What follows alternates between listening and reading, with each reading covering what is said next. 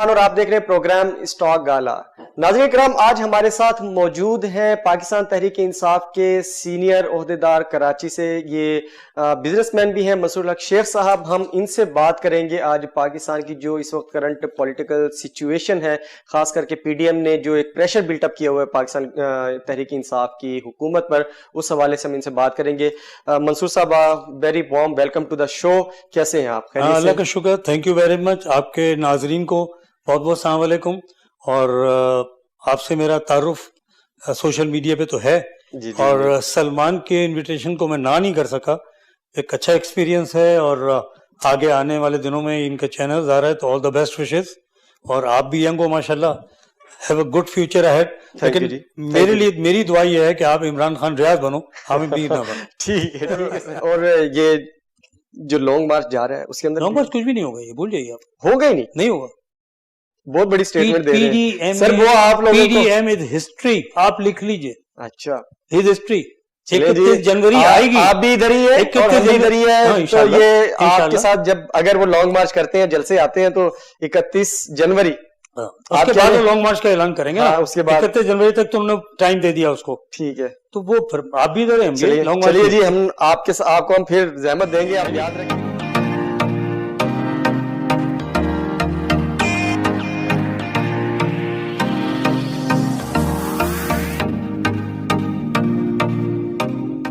जी जी जी। अस्सलाम वालेकुम शाहिद, कैसे हैं?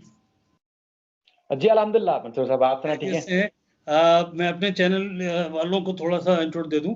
शाहिद भाई बड़े मशहूर पॉपुलर यूट्यूबर हैं और माशाल्लाह कोर्ट रिपोर्टिंग करते हैं। तो मेरे लिहाज से ये कराची के सदीक जान हैं और बहुत अच्छे आदमी हैं। मेरी बड़ी रिसेंटली इनसे मुलाकात हुई और इनकी बड़ी काविशें थी मुझे लाइमलाइट करके प्रेसिडेंट से मिलवाने में, प्रेसिडेंट ऑफ पाकिस्तान से। नहीं तो हम तो कॉमन से आदमी हैं, ना रिपोर्टर है ना चैनल है। तो एनीवे बहुत शुक्रिया शाहिद, आप वेलकम टू माय शो। बहुत शुक्रिया सर, बहुत शुक्रिया मंसूर साहब। अच्छा शाहिद, ये बताइएगा, एक ये उज़ैर बलोच का सिलसिला, मैं अभी घर पहुंचा, मैं टिकर देख रहा था। ये गाय बगाए में ख्याल 4-5 केसेस में ये बरी हो चुका है। कितने, क्योंकि आपका ताल्लुक कोर्ट रिपोर्टिंग से ज़्यादा है, कितने इसके हो चुके हैं और कितने बाकी हैं केसेस, और आप आने वाले दिनों में क्या देख रहे हैं? मंसूर साहब देखिए, लोग जो है ना बहुत सवाल करते हैं, खासतौर पर जिस तरह अदालती अमूर होते हैं प्रोसिक्यूशन के ऊपर, और लोग बराह रास्त अदालतों को उनके ऊपर इल्ज़ाम लगाते हैं। लेकिन बुनियादी उसकी वजह अदालतें कसूरवार कहीं ना कहीं होती होंगी, हैं भी। लेकिन असल में जो हमारा एक निज़ाम है प्रोसिक्यूशन का और तफ्तीश का, वो इंतहाई नाकिस है। अक्सर एक मामूली से केसेस भी हों तो तफ्तीशी अफसरान, अगर किसी भी मर्डर का केस हो या चोरी डकैती का भी केस हो, तो असल मुल्ज़मान को ढूँढने और उसको तफ्तीश करने के बजाय वो खानापुरी के गवाह और सबूत इकट्ठे कर लेता है। उसके बाद जब ट्रायल चलता है, तो ट्रायल में वो ज़ाहिर इल्ज़ाम साबित नहीं हो पाता, क्योंकि सच्चे गवाह नहीं होते, सच्चे सबूत नहीं होते। तो अल्टीमेट मुल्ज़िम को बरी होना होता है। अब उज़ैर जान बलोच, आप खुद कराची में रहते हैं, हमें भी एक अरसा हो गया कराची में, तो दहशत की अलामत समझा जाता था। आपने 30 साल पिछले अगर देखे हों कराची में जिस तरह, तो हम भी ये समझते हैं कि बहुत ज़्यादा हालात की खराबी की वजह उज़ैर बलोच भी रहा है। तो उसमें अब मुकदमात में जब बरी होता है, तो फिर लोग हमसे भी सवाल करते हैं कि जब उज़ैर बलोच गिरफ्तार हुआ था, तो आप लोग उसके 164 के बयानात, यानी कि एतराफ़ी बयानात, उसके बाद फिर पुलिस की तफ्तीश, जेआईटी की तफ्तीश लाते थे, तो ऐसा लगता था कि इसको तो फांसी होनी है और फांसी के बगैर तो इसका कोई चारा ही नहीं है। लेकिन अब जब ट्रायल चला है केसेस का, तो उसमें मुसलसल जो है वो बरी हो रहा है। तकरीबन 10 से ज़ायद केसेस में बरी हो चुका है, लेकिन 70 से ज़ायद केसेस में वो बराह रास्त मुल्ज़िम नामज़द था। और बेशतर केसेस ऐसे हैं जिसमें वो खुद एतराफ़ जुर्म कर चुका है, तो कई वाक़यात में। अच्छा, अब बात आती है कि जैसे शुरू में गिरफ्तार हुआ, उसके ऊपर बगावत, मुल्की इदारों के राज़ अफ़शां कर। बिल्कुल मंसूर साहब, तो फिर सूरत हाल ये है कि अब 70 से ज़ायद केसेस उसके ऊपर जो है वो जिसमें बराह रास्त मुल्ज़िम नामज़द था। अब कोई आम केसेस नहीं थे, ज़ाहिर है पुलिस मुकाबले या पटाखे फोड़ने के केसेस नहीं थे। अक्सर लोग मुझसे कहते हैं पटाखे फोड़ने का अल्फाज क्यों इस्तेमाल करते हो? अब हैंड ग्रेनेड हमला, धमाका खेज़ मवाद, जलाओ गिराओ और इस तरह के केसेस। अब खुद एक तसव्वुर कीजिए कि अगर कोई इल्ज़ाम लगाए कि नवाज़ शरीफ ने बस को आग लगाई, तो आप तस्लीम करेंगे इस बात को? शायद ना हमारा दिमाग तस्लीम करता है, और ना ही ये हकीकत में ऐसा मुमकिन है कि किसी पार्टी का सरगना या एक गैंगस्टर गिरोह का सरबराह ऐसा कर नहीं सकता जाकर खुद। लेकिन इल्ज़ाम की बुनियाद पर उसको मुकदमे में नामज़द कर दिया जाता है। तो फिर सूरत हाल इसी तरह बनती है कि एक के बाद एक के बाद एक, वो मुसलसल जो है वो केसेस में बरी हो रहा है। अब तकरीबन जिस तरह जिन केसेस में बरी हुआ है उसमें 2 केसेस तो कत्ल के केसेस हैं, जिसमें ऑलरेडी मुल्ज़मान पहले बरी हो चुके थे, क्योंकि अब इसके ऊपर जो केसेस हैं वो 2008 के बाद से शुरू हुए हैं। आपको खुद पता है कि 2008 के बाद जो कराची की सूरत हाल थी वो सबके सामने है। कोई ऐसा दिन नहीं था जिसमें 20-25 लाशें, टारगेट किलिंग की नहीं उठाते थे हम, यहाँ रोज़ हम देखते थे। गिनती होती थी, शायद उसकी शायद पहचान और शनाख्त में भी कोई नहीं जाता था। तो उसके बाद जो केसेस दर्ज थे, उज़ैर बलोच जब गिरफ्तार हुआ, तो एफआईआर जब दर्ज हुई किसी भी इंसिडेंट की, फौरी तौर पर आपको पता है 24 घंटे के अंदर मुकदमा दर्ज करना होता है। तो उज़ैर बलोच को नामज़द तो कर दिया गया, लेकिन जब गिरफ्तार हुआ उसके बाद फिर पुलिस को जो मॉडर्न डिवाइसेस इस्तेमाल करनी होती है, तहकीकात करनी होती है। तहकीकात के बजाय उन्होंने एक मुल्ज़िम के तौर पर नामज़द कर दिया। अब खुद देखें, सिंध की पुलिस, जिन्होंने उज़ैर बलोच को अगर सज़ा भी होती है तो फिर कराची में नौकरी करनी है, सिंध में नौकरी करनी है, और चाहे वो प्रोसिक्यूटर हो उसको सरकारी नौकरी यहाँ पर करनी है, यहीं पे सर्वाइव करना है। तो किसकी क्या मजाल है कि वो फिर उज़ैर जैसे गैंगस्टर के खिलाफ खड़ा होके और फिर शवाहिद और सबूत पेश करेगा और कहेगा कि ये मुजरिम, इसको सज़ा दें।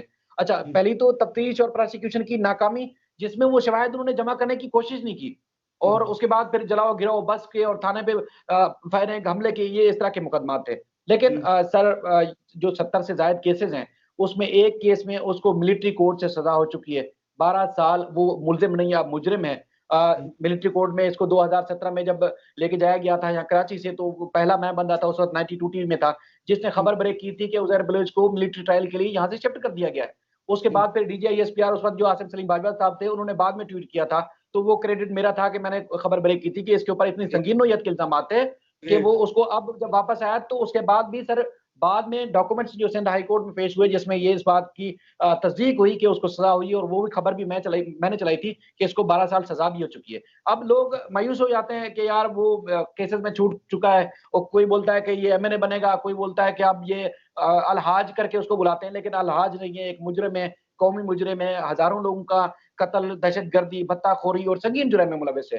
तो एक तो ये है कि मिलिट्री कोर्ट से सज़ा याफ्ता है, और दूसरे जो संगीन नोयत के इसके ऊपर केसेस हैं, उनका ट्रायल अभी हतमी मराहिल में दाखिल नहीं हुआ, वो अभी पेंडिंग है, उसकी प्रोसिक्यूशन रेंजर्स के पास है। और सर एक और बात मंसूर साहब, कि आप और हम जिस तरह एक पाकिस्तानी होने के नाते हम बहुत सारी चीज़ों की हमें फ़िक्र होती है।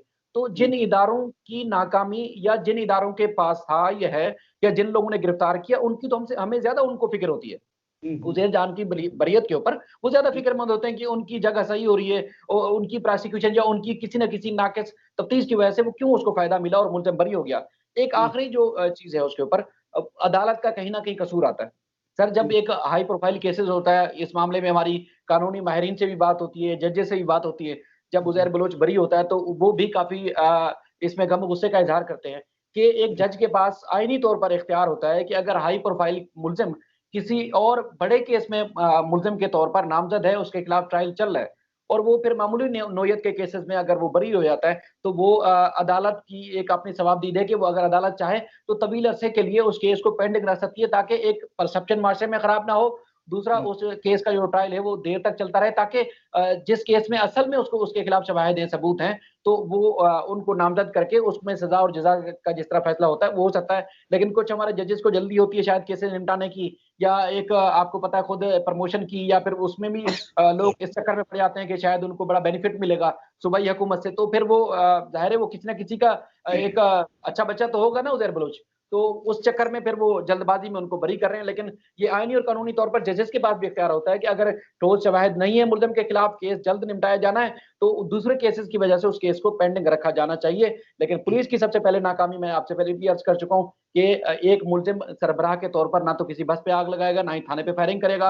असल मुल्ज़मान को पकड़ने के बजाय उज़ैर बलोच का चूँकि नाम चलता था, एफआईआर में नामज़द कर दिया, उसके खिलाफ ना तो शवाहिद जमा किए गए, ना ही सबूत जमा किए गए, और उसके बाद उसके मुकदमे में नामज़द करने के बाद जो है उनको वो कर दिया। प्रोसिक्यूशन पे इल्ज़ाम ऐसे ही लगाता हूँ कि प्रोसिक्यूटर सर, जो इनको आम रूटीन में अगर प्राइवेट प्रैक्टिस करें, तो उनको केसेज़ नहीं मिलते, इतने नाअहल होते हैं वो, कि वो मतलब कानून और आइन और इस तरह की चीज़ों से वाकिफ़ ही नहीं होते।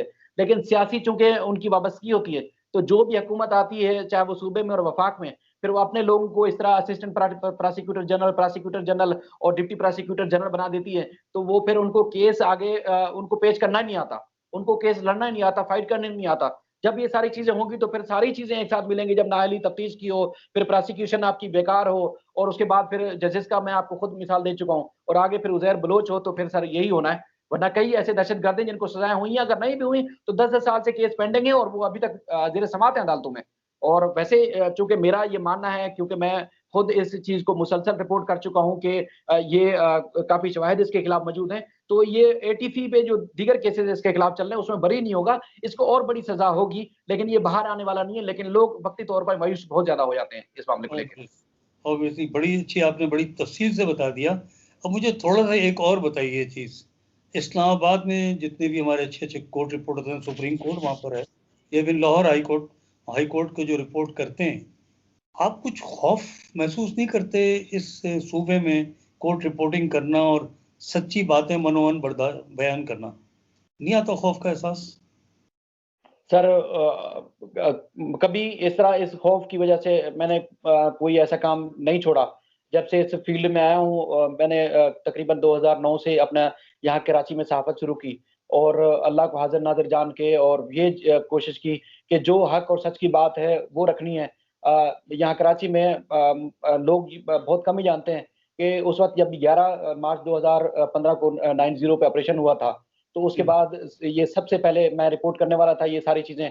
और उसके बाद जब ये एमक्यूम के बानी अल्ताफ हुसैन साहब के जो वारंट गिरफ्तारी जारी हुए थे, किसी के वहमो-गुमान में भी नहीं था कि अल्ताफ हुसैन साहब के यहाँ से कराची से वारंट गिरफ्तारी जारी हो सकते हैं। पावरफुल उस वक़्त भी थी, ऑपरेशन तो हो गया था, उसके बावजूद भी एमक्यूम तो नहीं टूटी थी। तो उस वक़्त सबसे पहले बंदा मैं था जिसने वारंट गिरफ्तारी की खबर चलाई थी। और भी बेशुमार, जो जैसे उज़ैर बलोच गिरफ्तार हुआ, रेंजर्स उसको जब पेश करने के लिए, तो आपको पता है कोई 90 दिन का कानून था 11 के तहत। तो चाहे वो एमक्यूम के मुल्ज़मान पकड़े जाते थे या गैंगस्टर पकड़े गए, या डॉक्टर आसिम आपके सामने मिसाल है, पीपल्स पार्टी के हाई प्रोफाइल लोग हैं।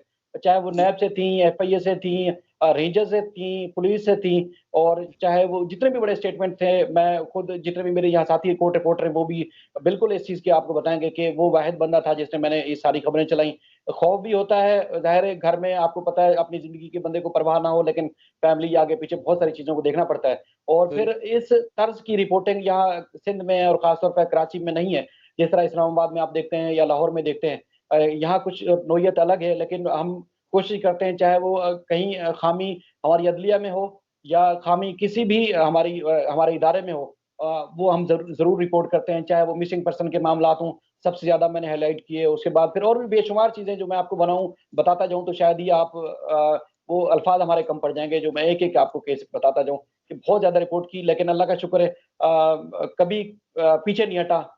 लोग रोकते हैं, लोग मुख्तलिफ ऑफ़र्स करते हैं, लोग दबाव डालते हैं, लेकिन ईमानदारी से जिस तरह मैं आज तक हूँ, और इंशाअल्लाह उम्मीद यही है, अल्लाह ताला अपने इस ईमान की सलामती के साथ कायम रखे, और कोशिश करूँगा कि इसी तरह ही मैं करता रहूँ। नहीं, वो तो माशाल्लाह इतनी सी गुफ्तगू में आपके साथ जो मेरी हुई है, मुझे अंदाज़ हो गया कि आप किसी तरह भी इस्लामाबाद के सीनियर कोर्ट रिपोर्टर से पीछे नहीं हो, बल्कि इवन और थोड़े से आगे हो। जिस अंदाज़ से आपको कमांड है अपने शोबे में, और जिस अंदाज़ से इस वक़्त भी आप मुझसे चीज़ें अपनी शेयर कर रहे हो, आप ये बताओ यार, ये थोड़ा-सा हम इस पे हट के रिपोर्टिंग से पॉलिटिकल एनालिसिस पे आ जाते हैं। मैंने नवंबर में एक चैनल आया वीनस, उन्होंने उस वक़्त वो टेस्ट ट्रांसमिशन कर रहे थे। उन्होंने मुझे बुलाया था, मैंने नवंबर में कह दिया था कि पीटीआई हिस्ट्री, आज वो साबित हो गया। मेरी एनालिसिस ये है, इसी तरह इलेक्शन कमीशन ने जो आज फॉरेन फंडिंग केस में इमरान खान साहब को और उनकी पार्टी को नोटिस जारी किया है, मेरे हिसाब से ये भी एक सियासत है। और सुप्रीम कोर्ट ने जो उनकी पिटीशन पीटीआई की डिसमिस की है कि उनको रीपोलिंग से रोकने को पूरे हल्के की, वो भी एक इंशाल्लाह बहुत सारे चीज़ें एक्सपोज होंगी। और अब ये इलेक्शन, मेरा अंदाज़ा है कि फ़ौज की निगरानी में प्रॉपर इलेक्शन होंगे। आपकी क्या राय है? मंसूर साहब, अभी इलेक्शन बाकायदा तौर पर मुस्तरद नहीं हुई। इलेक्शन से मुताल्लिक जो पीटीआई की दरखास्त थी, उसमें जज साहब ने कहा था सुप्रीम कोर्ट में कि अभी ये मामले को देखना है कि पूरे हल्के में इलेक्शन होना है, या जो पोलिंग स्टेशंस पे एतराज़ था, उस पे भी फैसला होना बाकी है। लेकिन मंसूर साहब देखें, पिछले 30-40 साल में ये हमारा एक अलमिया है कि जो मुख्तलिफ हमारी पार्टियाँ इक़्तिदार में आती रही हैं, वो कोशिश करती हैं कि अपने अच्छे टाइम पर अच्छे तरीके से इन्वेस्टमेंट करें। चाहे वो किसी जगह स्वीपर की जगह भी खाली होती है, तो वो अपना बंदा फिट कर देते हैं। चाहे वो आला से आला ओहदे पर भी अगर कोई जगह खाली होती है तो वो उनकी कोशिश ये होती है कि मेरिट से हट के अपना बंदा फिट करें। जब वो बुरा टाइम इनके ऊपर आता है, क्योंकि करतूत तो ऐसे हैं हमारी यहाँ सियासी जमातों के कि बुरा टाइम भी बहुत जल्दी आता है उनके ऊपर, तो फिर ये लोग उनको बेनिफिट देते हैं, बेनिफिट करते हैं। अब इस्लामाबाद जो इलेक्शन कमीशन की बात है, अक्सर आप सुनते हैं, हमें भी ये मायूसी होती है। कल भी मैं फयाज राजा साहब से यही वाली गुफ्तगू कर रहा था कि इलेक्शन कमीशन, हमने फील्ड में जाके रिपोर्टिंग की, बल्दियाती इलेक्शन में रिपोर्टिंग की, मुख्तलिफ हल्कों में जब ज़िमनी इंतखाबात होते हैं, आम इंतखाबात होते हैं, फील्ड में जाके रिपोर्टिंग की। अच्छा, इलेक्शन ट्रिब्यूनल, रिटर्निंग अफसर से लेके सुप्रीम कोर्ट तक इलेक्शन से मुताल्लिक खास तौर पर जो दरखास्तें होती हैं वो हमने जाके रिपोर्ट की। तो इलेक्शन कमीशन के पास हमेशा एक अल्फाज होता है कि आइन और कानून की रोशनी में जो हमें इख्तियार है हम उस मुताबिक ही इलेक्शन करवाएंगे, या जो भी हम उनके सामने कोई काम आता है तो वो करेंगे। लेकिन आज तक वो मुझे ना तो आइन और ना ही कानून वो नजर आया कि जिसके मुताबिक इलेक्शन कमीशन ने वो काम किया हो। इलेक्शन कमीशन की नाअहली की वजह से धांधली भी होती है। इलेक्शन कमीशन की वजह से हमारे मुल्की इदारों के ऊपर इल्जामात भी लगते हैं। इलेक्शन कमीशन की वजह से एक अगर जैसे मैंने आज इलेक्शन लड़ा और मैं उस मेरिट पे पूरा नहीं उतरता था, चाहे मेरी डिग्री जाली थी या मैंने वोटों में धांधली की और आप मेरे खिलाफ अगर पिटीशन दायर करते हैं इलेक्शन कमीशन में, तो मैं अपना 5 साल की मुद्दत पूरी कर जाऊंगा। इलेक्शन कमीशन इतना नाअहल है हमारा कि 5 साल तक वो उस दरखास्त पे फैसला नहीं हो पाएगा।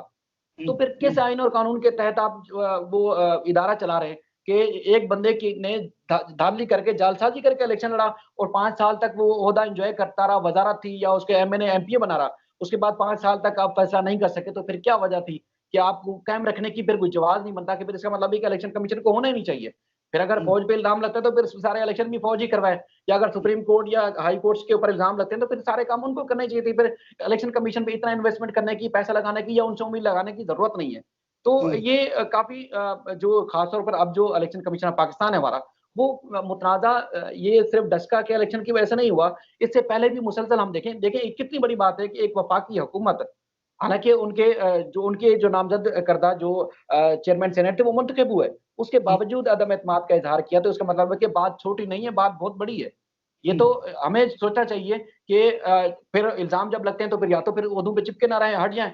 चीफ इलेक्शन कमीशनर का जो रोल रहा है, ये पिछले चंद दिनों में आप देख लें, जब से पीडीएम वजूद में आई है या सेनेट के इंतखाबात थे, तो इसका मतलब ये है कि वो 2 जमातों को बेनिफिट करते हैं। तीसरी जमात अगर उनके इख्तियार नहीं है या आप उनसे आपकी हमदर्दी नहीं है, तो इसका मतलब है आप उनको रगड़ते रहें, चाहे वो वफाकी हुकूमत में भी क्यों ना हो। तो ये किरदार रहा है जो नेगेटिव है, नहीं होना चाहिए। मैंने आपको साल-साल केसेस की समाअत और इल्तवा का शिकार होने की वजह बताई कि चाहे वो कोई भी इदारा हो। देखिए, कहते हैं ना कि वो फलां वकील की वजह से, फलां मुल्ज़िम की वजह से केस इतना पेंडिंग इतना अरसे तक चलता रहा। तो उस जज के पास या उस इलेक्शन कमीशन के पास ये भी इख्तियार होता है कि आप उससे वारंट गिरफ्तारी जारी करें, उसको जेल भेजें। जब तक वो केस का फैसला नहीं हो पाता, आप उनके खिलाफ कार्रवाई करें। केस पे कार्रवाई करते नहीं और फिर कहते हैं कि फलां की वजह से केस इतने अरसे तक चलता रहा, और वो अपनी ओहदे की जो मुद्दत होती है वो पूरी कर जाता है, उसके बाद कोई कार्रवाई नहीं होती। नहीं, जो एक पहला इसमें जो मैंने क्वेश्चन आपसे शुरू किया था ना, फॉरेन फंडिंग केसेस जो ओपन हुए हैं और उनको नोटिस दे जाए, केस तो चल रहा था बरस बाबर वाला, अब आने वाले दिनों में क्या देख रहे हैं उसको? सर देखिए, होना तो कुछ नहीं है, इश्तियाल मजीद बढ़ेगा। आप खुद देखें, जब एक जैसे आईनी ओहदे, जैसे वज़ीर आज़म पाकिस्तान है, सदर पाकिस्तान या स्पीकर किसी भी असेंबली का या सूबाई और वफाकी असेंबली का, तो उनको नहीं तलब किया जा सकता। वज़ीर आज़म साहब को आइन के मुताबिक तलब किया जाना ही नहीं चाहिए, और ये होना नहीं चाहिए। तो बहरहाल आपके सामने होगा ये, इसका नतीजा तो कुछ नहीं निकलेगा। खबरों में चूँकि जैसे जस्टिस काज़ी फैज़ ईसा को देखते हैं, जिस केस में उनका जवाज़ नहीं बनता, जिनमें उनका हाँ, इख्तियार नहीं होता, वो हाँ, गवर्नर पंजाब से उनका क्या ताल्लुक था, उसको हाँ, रगड़ देंगे। और हाँ, उसके बाद इसी तरह उनका इलेक्शन कमीशन वाले भी यही अपने ओहदे का एक भरम रखने के लिए या ये लोगों को बताने के लिए वो करते हैं कि हमने देखो वज़ीर आज़म को तलब कर लिया, हमने उसकी बाट लगा दी, उसके साथ ये कर दिया, वो बैठ के पीछे हँसते हैं। लेकिन चूँकि ये हमारे इदारों की कमज़ोरी समझे हैं, या कोई ऐसी पावरफुल आज तक हुकूमत नहीं, जिसमें ऐसे लोग फिर आते हैं जब ओहदों पे एक समय लेके कम दर्जे के लोग जब बड़े ओहदों पर चले जाते हैं, तो फिर वो अपनी औकात दिखाते हैं मादरत के साथ। तो फिर यही हाल होता है कि फिर वज़ीर आज़म को भी बुलाने के लिए वो कोशिश करते हैं कि कटहरे में लाके खड़ी करें, सदर को भी लाके खड़े करने की कोशिश करते हैं, इस तरह की चीज़ें होती हैं सर। लेकिन अच्छा, नतीजा तो कुछ नहीं निकलना। आइन का चूंकि आप कोर्ट रिपोर्टिंग करते हैं, आइन की मोटी मोटी बातें आपको पता है, आइनी तौर पर वजीर आजम या सदर के पास इख्तियार है उनको बरतरफ करने का? चीफ नहीं, इलेक्शन रेफरेंस भेजा जा सकता है, और जो हमारा जुडिशियल सिस्टम है, जो चीफ जस्टिस ऑफ पाकिस्तान के मातहत है, तो वो कर सकते हैं, लेकिन ये डायरेक्ट नहीं हो सकता किसी भी सूरत। इसके लिए रेफरेंस इरसाल किया जाना होता है, उसके बाद उस रेफरेंस पे ही जो कार्रवाई होती है, उस हिसाब से ही इनको हटाया जा सकता है। आप एक रेफरेंस गया था सुप्रीम कोर्ट में सेनेट इलेक्शन से मुतालिक ओपन बैलेट का। वो सुप्रीम कोर्ट ने एक तरीके से हुकूमत की बात को माना था और इलेक्शन कमीशन से कहा था कि इसको दुरुस्त कर लो, तरीका जो भी इख्तियार करो, आप बार कोड लगा लो, कुछ भी कर लो, असर नहीं हुआ। तो ये अगर पिटीशन जाती भी है या रेफरेंस जाता भी है, आप देखते मसले का हल निकलेगा आने वाले दिनों में, या क्योंकि मेरी नज़र में एक हम सियासी अफरा तफरी की तरफ जा रहे हैं। और आप अभी शुरू में मेरे से बात कर रहे थे ऑफ द रिकॉर्ड कि जरदारी साहब का जो आज का स्टेटमेंट है, उसने तो पीडीएम को दबड़दूस ओपनली कर दिया। क्या कहते हैं आप? सर देखें, जरदारी साहब आपको पता है कि बहुत अक्लमंद आदमी है। वो नवाज शरीफ की जंग में कूद के अपने सूबे की हुकूमत अपने हाथ से क्यों छीनने देंगे? अगर वो नवाज शरीफ की जंग में कूदते हैं तो फिर उनकी सूबे की हुकूमत जाएगी और अंजाम तो वही होना है कि जो कुछ अरसे बाद जिस तरह अभी आइन साजी होनी है, क्योंकि चेयरमैन सेनेट मुंतखब हो चुके हैं, बाकसियत वफाकी हुकूमत की आ चुकी है, अंजाम तो इनका बुरा होना है। लेकिन फिर भी जितना वो एक जतन कर सकते हैं अपनी सूबाई हुकूमत को बचाने के लिए और उसके बाद फिर ये तासुर देने के लिए कि हम आइनी इदारों के साथ हैं, वफाकी हुकूमत के साथ हैं, तो फिर ये आज उन्होंने स्टेटमेंट दिया कि नवाज शरीफ वापस आए, इसहाक डार वापस आए, फिर जंग होगी। तो जरदारी इतने कम अकल नहीं है कि वो अपने सूबे की हुकूमत भी गंवा दें और नवाज शरीफ को फायदा दें और अपना नुकसान कर लें। फिर एक आखिरी सवाल आपसे करूंगा, माशाल्लाह कोर्ट से आपका ताल्लुक रहता है। इन्होंने कहा था कि हम सेनेट के चेयरमैन का इलेक्शन चैलेंज करेंगे। कुछ कानूनी माहिरीन ने टेलीविजन पर आके ये कहा कि ये पार्लियामेंट का मामला है, ये चैलेंज हो ही नहीं सकता कोर्ट में। कुछ ने कहा कि हो सकता है। आपकी क्या राय है? जिस सर कानून की वो जिस सुप्रीम कोर्ट के ऑर्डर की वो रेफरेंस सामने आ रहा था 85 के जो शेर अफगान साहब के ऑर्डर जो दरखास्त पे था, वो उसके बाद वो तब्दील हो चुका है आगे जाके। तो जिस तरह सदर पाकिस्तान या वजीर आजम के हवाले से या उसके बाद जिस तरह ये आईनी पोस्टें हैं इसकी आप स्पीकर के हवाले से भी देख सकते हैं। तो जिस तरह आप स्पीकर को किसी भी फोरम पर नहीं तलब कर सकते, उनको नहीं हटा सकते, तो इसी तरह जो सेनेट के चेयरमैन है उनके खिलाफ भी सुप्रीम कोर्ट कोई फैसला नहीं दे सकती। वो जो पार्लियामेंट के फोरम से या सेनेट के फोरम से अगर उनके खिलाफ कोई तहरीक आती है तो उसमें अगर कोई अदम एतमाद का वोट आता है तो ही उनको हटाया जा सकता है, अदरवाइज कोई और ऑप्शन नहीं है कि इनके पास हो। इसी वजह से तो पीडीएम के बाद अगर ये होता तो अददी अक्सरियत तो इनके पास है, फिर उसी फोरम पे जाते हैं पार्लियामेंट पे, तो पार्लियामेंट में उनको पता है कि कुछ मिलने वाला नहीं है। हाँ, आप क्या समझते हैं ये, क्योंकि वजीर आजम का तो जैसे वोट ऑफ कॉन्फिडेंस ले लिया, 6 महीने तक नो कॉन्फिडेंस मोशन नहीं आ सकती है, इसी तरह ये सेनेट के चेयरमैन का भी होता है? सेनेट के चेयरमैन के लिए इनका ऑप्शन जो अगर जरदारी साहब की इन्होंने बात मान ली तो उसके लिए जाएंगे, लेकिन नतीजा वही निकलेगा जो पिछले अदम एतमाद के जो वोट लाए थे उनके लिए। तो जिस तरह पहले नाकामी हुई थी होगी यही, क्योंकि अक्सरियत मजबूरन जो इनके अरकान हैं पीपल्स पार्टी के या नून लीग के, वो ज़ाहिरी तौर पर जो तासुर मिलता है कि मजबूरन तो अपनी जमातों के साथ है, लेकिन वो उनकी ज़्यादातर हमदर्दियाँ मुल्क और कौम के साथ हैं। तो कोई अब इतनी ज़्यादा अब बेवकूफ़ नहीं ले रहे लोग कि किसी सियासी जमात को के फ़ायदे के लिए अपनी कौम को, मुल्क को या रियासत को नुकसान पहुँचाएँ। तो ये जो संदरानी साहब है उनको भी हटाने के लिए इसी तरह होगा जिस तरह पीछे आप देख चुके हैं, जिस तरह पहले हुआ था उसी तरह ही होगा। लोग अब इनकी बातों में आने वाले नहीं है, चाहे वो सेनेटर्स हैं या जी अरकान असेंबली है। ना नून लीग की बातों में आएँगे, ना पीपल्स पार्टी की बात होने वाले हैं। जी, बहुत शुक्रिया शाहिद, आपने टाइम दिया।